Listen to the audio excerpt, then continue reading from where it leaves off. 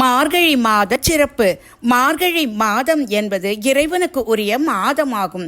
மாதத்தின் அனைத்து நாட்களும் கிழமைகளும் நட்சத்திரம் சிறப்புடையதாக கருதப்படும் மாதம் மார்கழி மாதத்தில்தான்.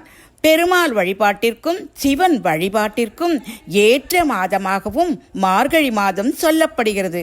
இந்த மாதத்தில்தான் சிவனுக்குரிய ஆருத்ரா தரிசன விரதமும் பெருமாளுக்குரிய வைகுண்ட ஏகாதேசி விரதமும் வருகிறது.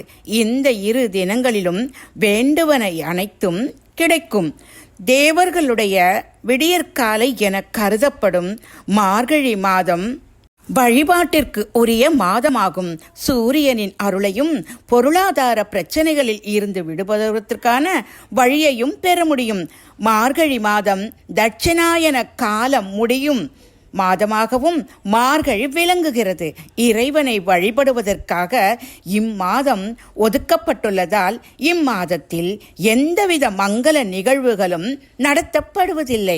மார்கழி மாதத்தில் அதிகாலை எழுந்து குடித்துவிட்டு இறைவனுக்கு விளக்கேற்றி வழிபாடு செய்தால் வேண்டிய பலன்கள் கிடைக்கும் என்று கூறப்படுகிறது. மார்கழியில் கண்டிப்பாக செய்ய வேண்டியது கோலம் போடுவது அவசியம்.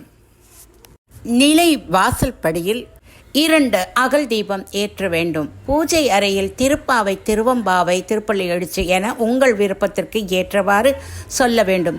அன்று தனுர் பூஜையில் நீங்கள் உங்களால் முடிந்த ஒரு அன்னதானத்திற்கு, அதாவது கோவிலில் நைவேத்தியத்துக்கு உண்டான பொங்கல், சுண்டல், இவற்றுக்கு உண்டான பொருளை, தானியங்களை நீங்கள் வாங்கி கொடுப்பது மிகச் சிறந்தது. முடிந்தால் கோவிலில் அபிஷேகம் அர்ச்சனை செய்து வாருங்கள். கோவில் நைவேத்தியத்திற்கு அரிசி, தானியங்களை நீங்கள் கொடுங்கள்.